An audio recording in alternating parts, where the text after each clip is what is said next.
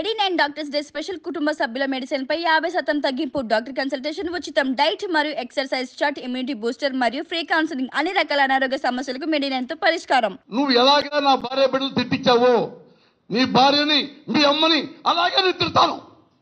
అలాగే తిడతాను. చిరంజీవి గారు, మీ ఇంట్లో ఆడపిల్లలు ఎంత గొప్పవాళ్ళు, నా ఇంట్లో నా భార్య ఎంత గొప్పది. మీ ఇళ్ళలో ఆడవాళ్ళకి శిలాలు ఉంటాయి, మా ఆడవాళ్ళకి శిలాలు ఉండవా? ఏ సిగ్గు లేదా మీకు? మీ కుటుంబానికి వాటి కంట్రోల్లో పెట్టుకోలేరా? మీ తమ్ముండి ఏ మీ అమ్మ, మీ భార్య, నీ కూతుళ్ళు పవిత్రంగా ఉండాలా? మా ఇళ్లలో మేము నిజంగా నన్ను ముక్కలు మాట్లాడితే మా ఇంటి వాళ్ళంతా వ్యభిచారులా? ఏ ఈ బాధ నేను పడకూడదా? నా భార్యని ఇలా మాట్లాడుతుంటే వెతికి చూశారంటారా? ఎక్కడ జల్లని చూస్తారు? ఇది నేను చదువుకున్న ఎంఫిల్, నా తెలిసినంత నాకు వచ్చు. దానికి ఇంత గొప్పగా మాట్లాడుతున్నారు మీరు. మీ పర్సనల్ విషయాలంటే ఎవడు పర్సనల్ విషయాలా? ఇది పర్సనల్ విషయాలా? నేనున్నా సార్ గొప్ప పెట్టానా? ఎంత పర్సనల్ విషయం సార్ ఇది? ఆంధ్రవాళ్ళు అడుగు పెట్టడం తప్పని ఒక మహానుభావుడు చెప్తాడు. ఏంటి సార్ చెప్తావు? ఇంకెక్కడ సార్ మోరల్స్ ఉండేది ఇక్కడ? ఇంకెవడు చెప్పుకోవాలి సార్? మేము మీడియాకి చెప్పుకోక, ప్రభుత్వానికి చెప్పుకోక ఎవడు చెప్పుకుంటాం? ఇక ఇంతకంటే దారుణమని మీరు వెళ్ళలేదా? దారుణమని మీరు వెళ్ళలేదా? నేను రాజకీయ నాయకుడి ఒక వికృత రూపం చూపిస్తున్నా. అదే ఆలోచించండి సార్. ఒక వర్డ్ కాదు మీరు ఆలోచించాల్సింది. ఒక తిట్టు వల్ల సమాజం పాడైపోదు, ఒక అబద్ధం వల్ల సమాజం పాడవుద్ది. తిట్టు వల్ల ఎప్పుడు పాడైపోదు. అబద్ధాలు చేస్తే ఏమైనా అవుతుంది, ప్రభుత్వాలు కూడా పడిపోతాయి. తిట్టు వల్ల ఏమవుతుంది సార్? ఏం తింటే నా పేరు నాకు వెనక్కి వస్తుంది. ఏ పవన్ కళ్యాణ్ బుద్ధి లేదా? నేను అడిగానా నీకు ఎంతమంది పెళ్ళాలో అని? నువ్వు అన్నావు ఆడవాళ్ళని మా పేరు పెట్టి కొత్తాను. ఏ పంజాబ్ అమ్మాయి నువ్వు మోసం చేయలేదా? ఆమె కడుపు చేయలేదా? ఆమె డబ్బులు నుంచి పంపించలేదా? నోరు పంపించలేదా? నువ్వు రాజకీయ నాయకుడువా? బోకర్ కాడివి నువ్వు, లోఫర్ కాడివి నువ్వు. ఎంతమంది ఆడపిల్లల జీవితాలు నాశనం చేస్తూ మళ్ళీ వాళ్ళ మీద పడ్డావా అని నిన్నే అనకూడదా? మా ఇళ్ల మీద పడతావా? నేను విమర్శిస్తే ఎందుకు నా రాజకీయాల్లో రాయటం? నువ్వు సినిమా డబ్బులు సంపాదించుకోవచ్చు కదా. రాజకీయాలు వచ్చినప్పుడు ఎన్టీ రామారావు కూడా విమర్శించారా? ఆయన నవ్వుతూ వెళ్ళిపోయాడు. అది హుందాతనం అంటే. నిమ్మకానికి హుందాతనం తెలుసా? హుందాతనం స్పెల్లింగ్ తెలుసా? ఒక లోపల కాడివి ఎంతమంది అమ్మాయిని నాశనం చేశావు. ఆయన వ్యక్తిగత విషయం ఇప్పుడు దాకా మాట్లాడాల. ఎప్పుడు మా ఇంటి తలుపు కొట్టావో అప్పుడు నాకు బాధ వచ్చింది. నేను బాధపడకూడదా సార్? ఇక్కడ ఈ మేడం ఉన్నారు కదా, ఇద్దరు అత్తాకోడళ్ళు. ఈ అత్తాకోడళ్ళకి తెలుసు నువ్వు ఎలా తిట్టావు. వాళ్ళు ఏమన్నారు? మా ఆయన మంచోడు అని ఆమె, మా ఆయన ఇంకా మంచోడు అని ఈమె. ఢిల్లీ పారిపోలేదు, పని కోసం ఇచ్చాడని బ్రాహ్మణి. మా ఆయన జైల్లో ఉండి కూడా ప్రజల గురించి ఆలోచిస్తున్నాడు. మా ఆయన జైల్లో ఉండి ప్రజల కోసమే థింక్ చేస్తున్నాడు. ఇప్పుడు నేను వెళ్ళే కదండి అన్నం పెట్టడానికి. అన్నం తిని టక్కన మూలకి వెళ్ళిపోయి మళ్ళీ ఇటు కూర్చున్నాడు. ఏంటంటే ఆడు కూర్చున్నారంటే ఏం లేదు, ప్రజల గురించి ఆలోచిస్తున్నాను నేను. చూడండి మా ఆయన ఇప్పుడు కూడా మీరు లోపలికి వెళ్ళి చూడండి జైల్లో, అక్కడ కూర్చొని నా ప్రజలు నా ప్రజలు నా ప్రజలు అంటున్నాడు. ఈమె చూసిందంట వాళ్ళ ఆయన ఇట్లా నా ప్రజలు నా ప్రజలని. ఇదే పవన్ కళ్యాణ్ వాళ్ళ మొగుణ్ణి అంటే బ్రహ్మిణి గారి మొగుణ్ణి ఎంత అవినీతిపరుడో ఇప్పుడే మళ్ళీ రిపీట్ చేశాం మీకు. అది ఆమెకు తెలుసు. ఎన్టీ రామారావు వెన్నుపోటు పుడిచి లాక్కున్నాడు అని అన్నాడు పవన్ కళ్యాణ్ చంద్రబాబుని. అది తెలుసు. ఇద్దరు ఆడాళ్ళకి తెలుసు వాళ్ళ మొగుళ్ళ గురించి. అంత తిట్టాడు. తిడితే వీళ్ళిద్దరూ ఎంత తెలివిగల వాళ్ళంటే పవన్ కళ్యాణ్ వెల్కమ్ అని పిలిచారు. వెంటనే పరిగెత్తుకొచ్చి వాళ్ళ పక్కన కూర్చున్నాడు.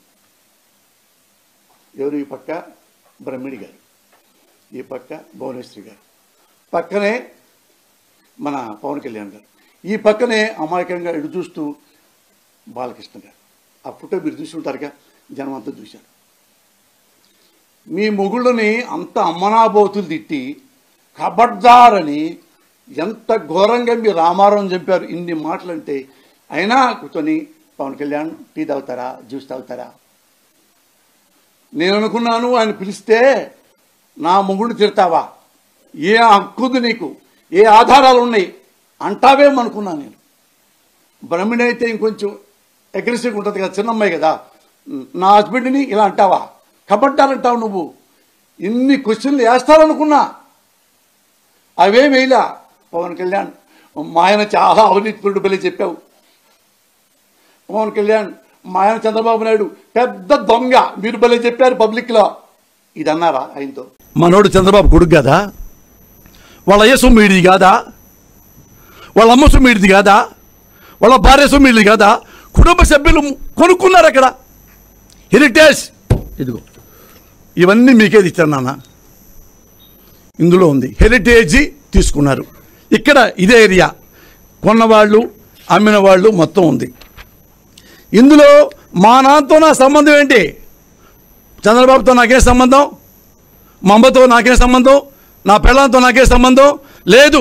నా పేరు లేదు కాబట్టి వీడు జైల్లో పెట్టండి, పోతానికి ఇష్టపడలేదు.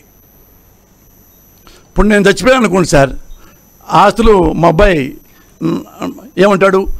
మా నాన్న సంపాదించుకుని నేను వదిలేసి వెళ్ళిపోతాడా? నా తర్వాత నా కొడుకేకి వారసుడు.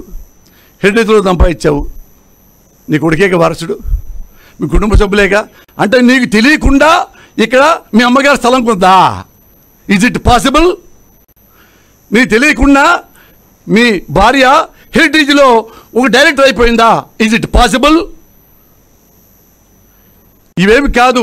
చెప్పాక లాస్ట్ ఒక క్లైమాక్స్ చెప్తా మీకు ఒకటి, బిఫోర్ క్లైమాక్స్. ఇలాగా వీడన్నీ బయట పెడుతున్నాడు కాబట్టి వీడిని ఇట్ట వదలకూడదు. పోసాన్ అనే వాడిని మర్డర్ చేయాలి, వాడిని ఎలిమినేట్ చేయాలి. ఎలాగైతే పొంగనూరులో చంద్రబాబు గారు పోలీసులు కూడా అటెండ్ మర్డర్ లాగా కాళ్ళు బాగొట్టి చేశారు, అట్లా పోసాని గారిని కూడా అలా చేస్తారు. వాళ్ళంటే మంచి ఫిజిక్ ఉంది, పోలీసులు తప్పుకున్నారు దెబ్బ. నేను పక్కోడిని 2 పోట్లు పెట్టి అవుట్. 3వ రోజు ఏమంటాం? ఓ రోజు బాధపడతారు, మీరు అరే పోసారి పాపం మంచోడు చచ్చిపోయాడు రా అంటాం. 3వ రోజు అతనికి ఏం జైలు శిక్ష పడదు, కోర్టులో ఏం కాదు. వాళ్ళ నాన్న ఉన్నాడు కదా, ఏ వ్యవస్థనైనా అప్పే నాకేస్తాడు. ఏ వ్యవస్థనైనా చంద్రబాబు తెలుసు కదా మీకు. అతని మీద ఎప్పుడన్నా కేసు పెట్టి జైల్లో ఉన్నాడా? 16, 17 కేసులుంటే అన్ని స్టేలే. నాలాంటి స్టే ఇస్తారు అట్లా అన్ని. నారా భువనేశ్వరి గారు ఎవరైనా ఏ ఇల్లాలైనా, ఇప్పుడు నేను ఎదవను అనుకోండి, నేను కిల్లరని అనుకోండి, సుపారీ పెట్టి మర్డర్లు చేస్తాను అనుకోండి, నేను జైలుకి వెళ్తే మా ఆవిడ నేను ఎదవనైనా కానీ జైల్లో చుట్టానికి వస్తుంది కదా. వస్తే ఏం చెప్పుద్ది? నేను పెళ్లి చేసుకొని నా పరువంతా బాగొట్టుకున్నాను, ఈసారైనా ఈ బుద్ధిగా మారు, 20 ఏళ్ళు జైలు శిక్ష చేశారు నీకు, ఆ బయటకు వచ్చిన తర్వాత అయినా నిజాయితీగా ఉండు అని నా భార్య చెప్పుద్ది నాకు. కానీ భువనేశ్వరి మేడం ఏం చెప్పింది? మొలకత్కి వెళ్ళారు, బయటకు వచ్చారు ప్రెస్. మా ఆయన ఈ జైలు కట్టాడు, ఆ జైల్లోనే మా ఆయన్ని పెట్టారు. మా ఆయన నారా చంద్రబాబు గారు ఎప్పుడూ ప్రజల కోసమే ఆలోచిస్తుంటారు. ఆయన జీవితం అంతా ప్రజల కోసమే ధారపోశారు. చూడండి, అది ఈనాడులో ఉంటుంది, చూడండి స్పష్టంగా. అమ్మా మేడం, ఒక్క మాట అడుగుతా, నారా చంద్రబాబు నాయుడు గారు ప్రజల కోసం కదా అని చెప్పాడు. ప్రజల కోసం ఆలోచిస్తున్నాను, ప్రజల కోసమే ఆలోచిస్తున్నాను అని చెప్పేసి. అమ్మా మీ ఆయన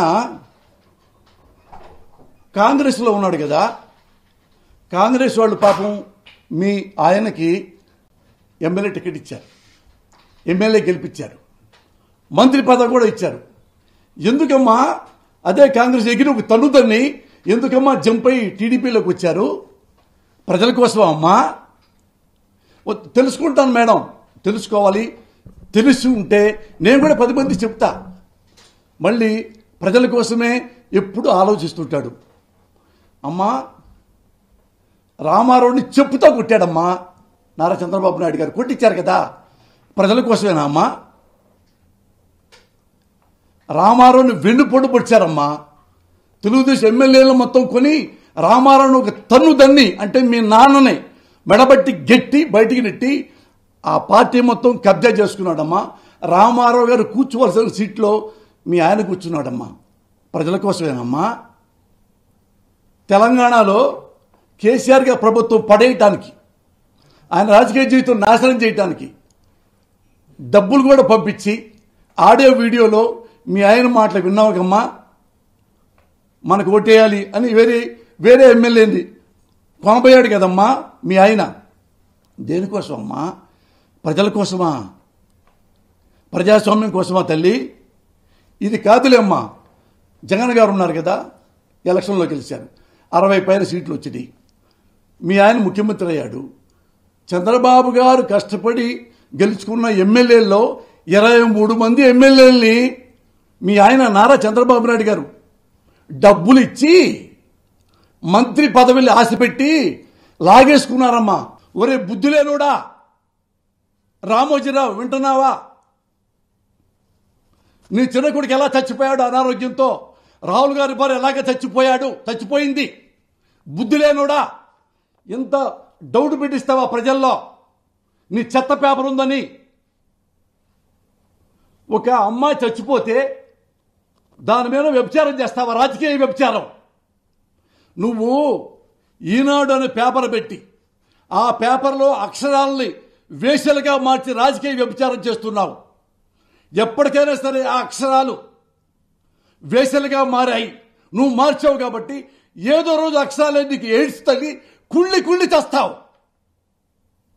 ఒక ఆడకూతురు చచ్చిపోతే హాస్పిటల్లో పాపం రాహుల్ అనేవాడు కన్నీళ్లు పర్యవంతమైతే ఆ కుటుంబం పక్కన ఏడుస్తుంటే అతన్ని కావాలని పంపించారా ప్రభుత్వంలో పెద్దలు? నీ అయ్యా ప్రూవ్ చేయరా? ప్రతి దానికి రాజకీయమేనా? తిట్టి జగన్ని అతను నీకు సిగ్గనేది లేకుండా పోయిందా? ఏమైనా సరే నీ ఫ్రెండు చంద్రబాబు బయటికి తేవాలి, నిజాయితీకి తీసుకురా, నిజాయితీకి తీసుకెళ్ళు. ఇంత ఘోరమా?